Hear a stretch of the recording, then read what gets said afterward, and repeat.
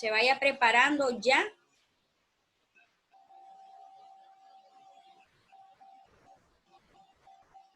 Con respecto a los tipos de ética. ¿Listo, Naomi? Vamos a conversar un poquito acerca de Epicuro o Epicuro y leemos ahí lo que habla la ética de este hombre. Se puede leerlo ahí y luego también leer el ejemplo y yo voy a preguntarle a otra persona que me dé un argumento. ¿De acuerdo, Naomi? Ok. Ética epicúrea. Epicuria. Uh-huh. Este tipo de ética es basada en el pensamiento del filósofo Epicuro, quien establecía que el placer era el propósito de todos los seres humanos. Epicuro creía que todo lo que producía placer era bueno, mientras que consideraba que todo lo que producía dolor era malo. Sin embargo, Epicuro siempre dijo que el placer debía ser racional y moderado. Ejemplo, el placer al que se refiere Epicuro puede ser desde el simple hecho de respirar aire puro al despertar por la mañana, hasta disfrutar del calor que aporta una... No, sí, Sí, estamos bien. una buena del animal. Desde una amena conversación con alguien que te cause simpatía al orgullo de haber conquistado el amor de una persona muy bella. Muy bien. Desde el punto de vista de la psicología y no de la ética epicúrea, gracias, Naomi. Vayamos leyendo el concepto, Naomi, para que demos un argumento específico antes de que mencione a otro compañero. Nos podemos dar cuenta que para muchos también psicólogos, parte de las frustraciones de la vida se hacen énfasis a lo que es el placer.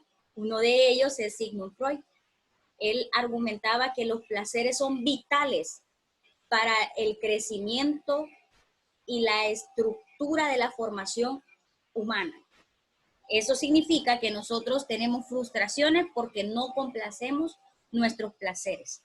Lo que habla la comida, la energía, la sexualidad, estamos hablando de lo que nos gusta, nuestros deseos, nuestros sueños. Si no se cumplen, es porque nosotros frustramos nuestros placeres, lo que nos da la vida y la alegría.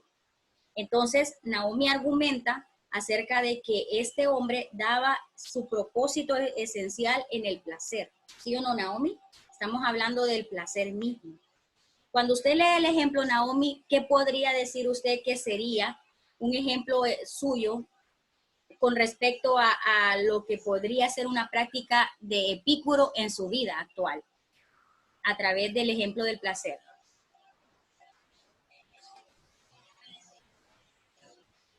Bueno, digamos, cuando me levanto y, bueno, lo que me da placer cuando me levanto es ver a mi mamá y a mi hermana, es lo que me hace más feliz y después, bueno, tengo comunicación con cierto tipo de personas que son importantes, ya sean amigos, y bueno, eso, y pues no sé cómo explicarlo, es algo muy complicado de explicar, la verdad. No encuentro las palabras para poder explicarme. Uh-huh. Sin embargo, estamos viendo que se cumple esa ética en Naomi. Naomi, ¿qué pasaría si no hay esa relación que produce ánimo, que produce alegría? ¿Qué pasa cuando no hay esa interacción que tanto le hace sentirse bien? ¿Qué sucede, Naomi, en el día si no pasa eso? Pues, ¿qué sucedería? Yo, la verdad, si no sucede eso, pues pasaría metida en mi cuarto con mi gato. Y me Entonces estamos sentiría viendo, muy bien, estamos viendo nosotros ahí que se basa en sentimientos, se basa en racionar, que si no sucede eso, entonces yo voy a probablemente sentirme de alguna u otra manera mal. Sin embargo, solamente es simple placer, de eso se trata la ética de Epicuro. Él decía, bueno, lo que te produce dolor te va a hacer sentir mal y eso está malo, ¿verdad? El dolor es malo, pero lo que te produce placer es lo bueno. Pero no ¿es así o no es así? Lo que produce placer es lo bueno y lo que produce dolor es lo malo. A ver, quiero escucharles decir sí, mis, no, mis. O sea, Ajá. nos está dando permiso para drogarnos, va. Qué barbaridad, Miss. No, y estamos Miss, viendo ética. Recuerden que esta clase va a ser así, de argumentos y esto. No estoy dando permiso, estamos hablando de Epicuro. Lo que produce placer para él es lo bueno y lo que produce dolor es lo malo. Naomi lo leyó. Naomi dio un ejemplo leído. Estamos viendo que ahí ¿qué decía el ejemplo? Que cuando una mañana fresca te levantás, eso es placentero, recibir una mañana fresca. Yo sé que cuando me levanto y ha llovido por la noche, en la mañana yo me voy a sentir hasta con ganas de colocarme un suéter. Yo me acuerdo cuando ustedes iban al colegio con un suéter. Pero eso es placer, el abrazo en la mañana de alguien que amás. Naomi lo decía, levantarme y buscar a mi mamá y a mi hermana para mí es placentero. ¿Qué pasa si no existe eso? Entonces va a haber dolor y va a ser malo, ¿verdad que no? No estoy dando permiso de nada, que quede claro, ¿verdad? Miss, Pero está bueno el argumento de otro. A ver, hablen, digan, cortemos así, de un solo. yo creo que Epicuro no vio toda la... No sé, porque el placer no solo es las cosas como dice Naomi, para otros el placer, como decía otro, puede ser drogarse o puede ser fumar. No todos los placeres son buenos. Y hay dolores que sí son buenos. Por ejemplo, dolores que nos hacen mejorar, como pruebas que se nos dan día a día, cosas que, por ejemplo, un pleito entre amigos que después se perdonan y crece la amistad y se refuerza. Esos dolores son buenos porque ayuda a mejorar. Claro, hay dolores que, por ejemplo, un balazo o no sé, un cuchillazo, eso no va a ser bueno, claro. Pero La hay muerte de un dolores que sí familiar, son buenos. La muerte de un familiar también, sí, exacto. pero nos ayuda Y a crecer. hay placeres que no son buenos del todo, porque no dan un bien, sino que dan un resultado que puede ser desastroso.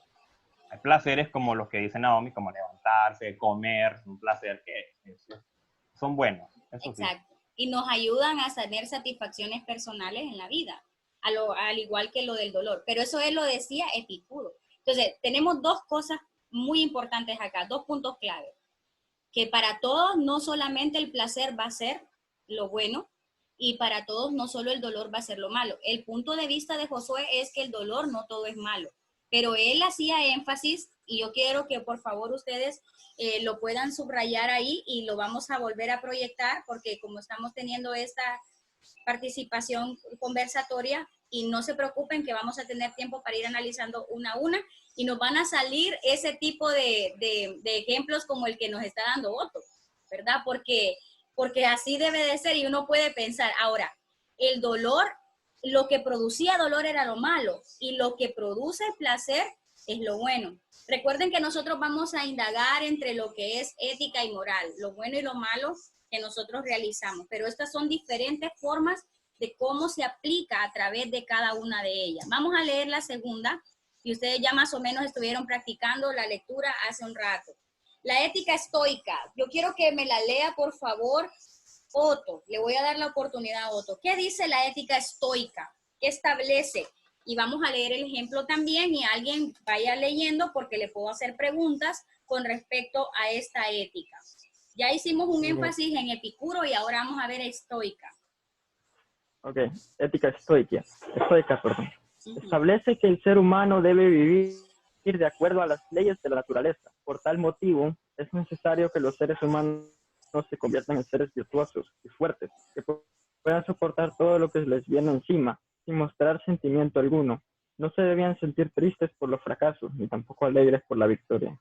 Ejemplo, el hombre debe evitar sentimientos como la pasión, los cuales no son más que desviaciones de la racionalidad.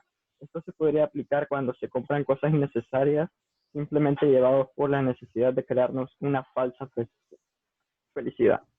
Ajá. Entonces, Otto, ¿qué pasa cuando nosotros estamos viendo en ese ejemplo que él nos dice que las leyes van de acuerdo a la naturaleza? ¿Sabemos qué es leyes de la naturaleza, Otto, para poder hacer un concepto propio y no verlo desde ese punto de vista? ¿Cuáles serán las leyes de la naturaleza? Yo supongo que hace referencia a un comportamiento racional. Podríamos decir propio que sí. del ser humano. Ajá, un descubrimiento propio. Las leyes de la naturaleza que nos llevan a la razón y a las situaciones de virtudes que nosotros podemos obtener, ¿sí o no? O la conducta, las fortalezas, las debilidades, la templanza, la justicia, ¿verdad? Ustedes ven ahí que van ciertos rasgos de la personalidad, pero que también estamos colocando nuestros valores y que cuando nosotros hacemos ese énfasis nos damos cuenta de eso. Aquí hay un ejemplo bien claro para entender esto. Nosotros no vamos a satisfacer nuestras necesidades ni vamos a dirigirnos solamente por la compra de cosas innecesarias. Pero ¿está bien o está mal la persona que actúa de esa manera? Pero Ajá. una persona que compra algo innecesario, en cierta forma, sigue siendo algo natural. Porque yo pienso, ¿verdad?, que es parte del ser humano querer desear más, o sea, querer llegar a sentirnos satisfechos. Entonces, en cierta forma, creo que se contradice. Usted ve una contradicción. ¿Y cómo podríamos nosotros argumentar entonces si hay está esta contradicción? ¿Qué explica entonces la teoría o la ética estoica? ¿Qué me quiere decir? ¿Cómo lo podría yo aplicar a mi vida? ¿O cómo lo aplico yo en situaciones en lo que yo estoy a lo largo de la vida? Y que no se parecen a la de Epicuro. Recuerden que ellos son teóricos y basaban sus teorías en cuestión de sus estudios. Entonces nosotros también tenemos la facilidad de poder conocer sus argumentos, pero también establecer esto. Otto dice, no todo hace referencia a lo que él está hablando. ¿Por qué no? Porque nosotros a veces entonces no practicamos la ética estoica. Porque en mi caso yo no estoy haciendo esas cosas, no las practico, porque yo discrepo con otros con respecto a eso. Yo les podría decir algo, una persona que tiene un trastorno del TOC o el TOC, que tienen un trastorno obsesivo compulsivo, entonces ellos no son practicantes de la ética estoica.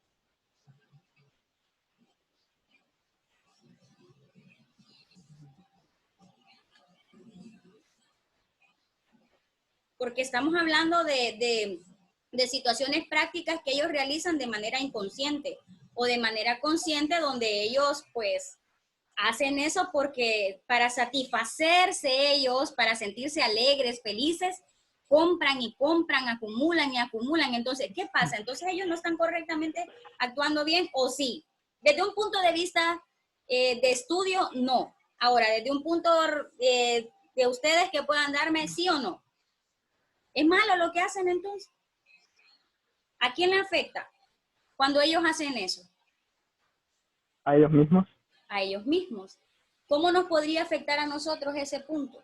Si somos familiares, ¿verdad? Si no, pues si desconocemos, no nos va a afectar en lo más mínimo. Entonces, para hacerlo más, el énfasis es, en lo estoico es diferente. No es placer lo que ellos están haciendo, sino es que una meramente conducta humana. Aprendimos en algún momento a ser compradores y nos dieron una idea de que nosotros podemos satisfacer nuestra necesidad a través de poder comprar algo. Por eso el marketing, ¿verdad? Eso debemos tenerlo muy seguro. Entonces, ¿ellos están mal cuando hacen sus ventas? No, ¿verdad? ¿Quién va a decidir entonces realizarlo? El ser humano. Recuerden que nosotros le discutíamos la vez pasada acerca de que nosotros éramos los que tomábamos en cuenta qué es lo que verdaderamente vamos a hacer de acuerdo a nuestro entorno y nuestra sociedad. Veamos otra, para que vayamos abordando esta temática. Y no, por favor, no se le olvide a la persona que leyó para hacer más argumentos adelante de su propio criterio y discutir un poco más esto. Mire acá, evasión, dice la pasión que es un sentimiento. La pasión no son más que desviaciones de la racionalidad. Entonces, estamos como queriendo algo al que no podemos alcanzar y esto nos puede llevar a hacer prácticas que verdaderamente no son correctas o necesarias. Entonces, yo estoy de acuerdo con lo que Otto dice, ¿verdad? Desde su punto de vista. Vamos a ver la siguiente. Le pido por favor a Daniels que me lea la ética normativa. Ética normativa. Este tipo de ética se encarga de estudiar aquello que los seres humanos deberían de pensar que es bueno o que es malo de acuerdo a los valores morales. Este tipo de ética estudia lo que debería ser o hacerse y lo que no es y no debería hacerse. Para ello es necesario establecer los estándares morales que servirán para regular la conducta del ser humano. Ejemplo, hay un refrán que dice, quien roba a un ladrón tiene 100 años de perdón, pero ¿hasta qué punto es moral o no denunciar este acto? Algunos podrán pensar que el karma ha provocado que un ladrón robe a otro, por lo que no debe actuar, mientras que otros pensarán que cualquier acto de injusticia debe ser denunciado, sea quien sea la víctima. Muchas gracias, Daniel. Ajá, aquí voy a este punto. Yo les hice esta pregunta la vez pasada. Y hasta me dijo por ahí alguien, se puso bueno.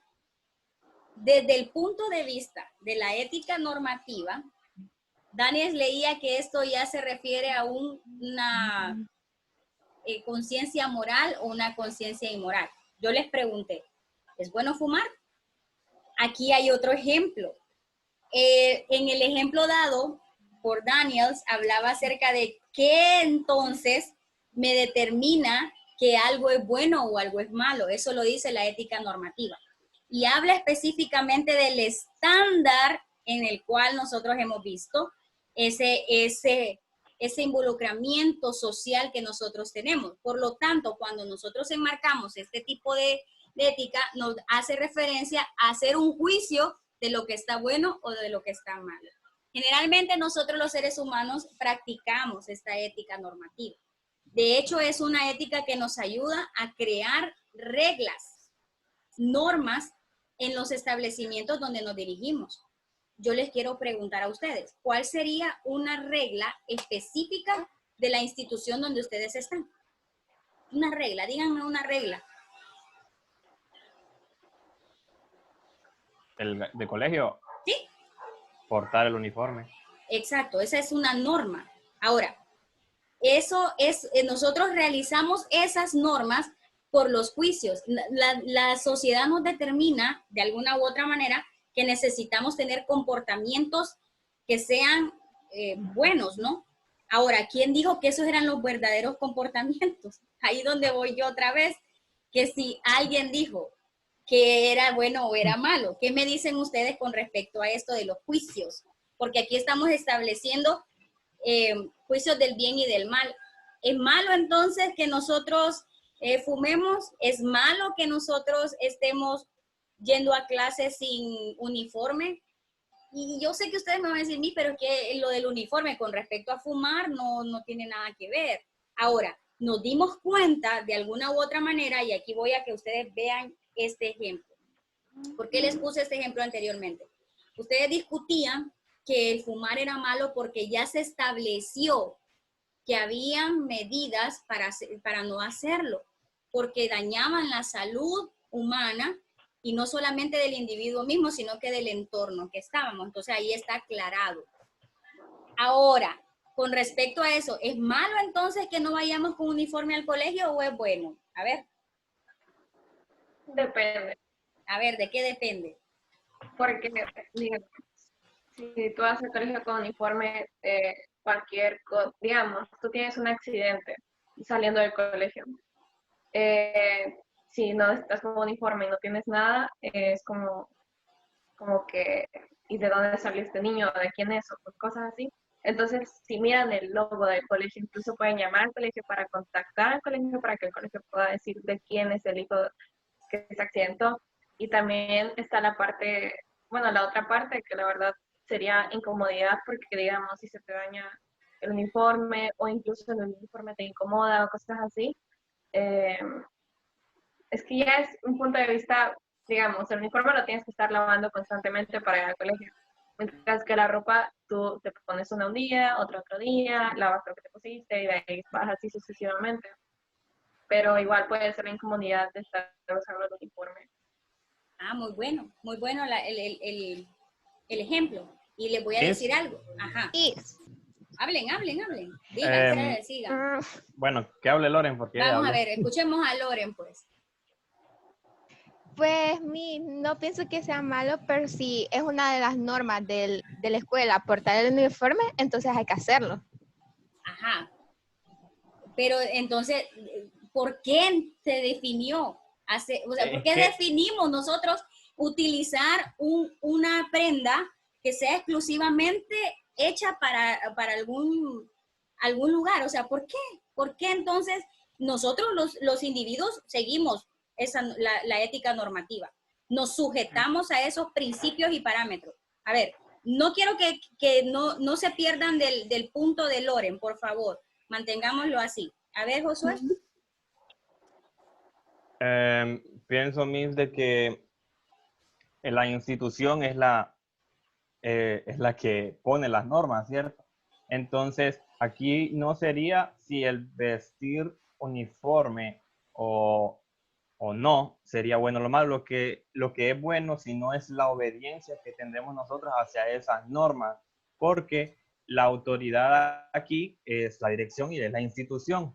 Si nosotros decidimos entrar a una institución privada, que es la Pablo Menzel, es porque nos vamos a sujetar a las normas que ellos tengan.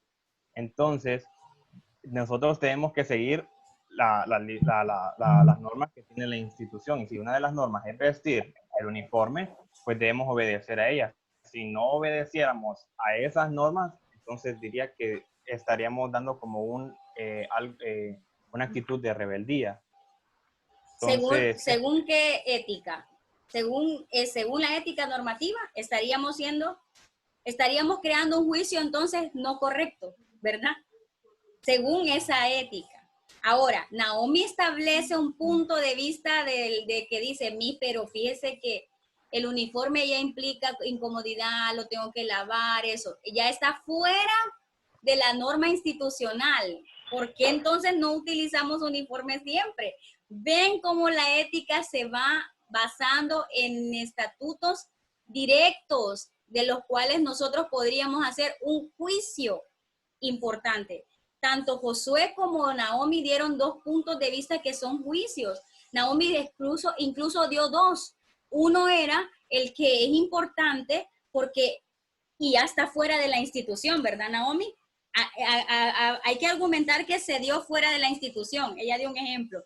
Entonces, si estamos fuera de esta institución, estaríamos hablando de otro tipo de ética, que lo vamos a ir viendo más adelante, que es la ética empírica. Ven cómo nuestra vida, sin necesidad de que nos digan de alguna u otra manera que tenemos que establecer reglas, parámetros y conductas, nosotros ya estamos viviendo en un sentido de dirección hacia lo correcto y no buscando lo malo. De eso se trata, ¿verdad? El bien y el mal. Aquí ya tenemos un juicio moral cuando estamos hablando de la desobediencia y lo que habla Josué Bustillo con respecto a la rebeldía. Y ahí también nos meteríamos un poquito más de lleno en la ética cristiana. ¿De acuerdo? ¿Por qué? Porque si yo estoy desobedeciendo, ¿qué dice la ética cristiana? Pero ¿qué me dice también la ética profesional con respecto a estos argumentos? Chicos, yo necesito que ustedes hoy puedan leer esto, porque así los voy a ir colocando los diferentes tipos de éticas y argumentando con ejemplos claros, ¿de acuerdo? Para que nosotros podamos ver eso. Ahora, terminando esto, yo quiero que ustedes recuerden que siempre tienen que estar haciendo sus anotaciones porque son importantes y vitales para su diario metacognitivo. Un punto clave y pequeño que ustedes pueden desarrollar es ese, ¿verdad? Hacerlo así directamente y que ustedes puedan argumentar sus propias opiniones.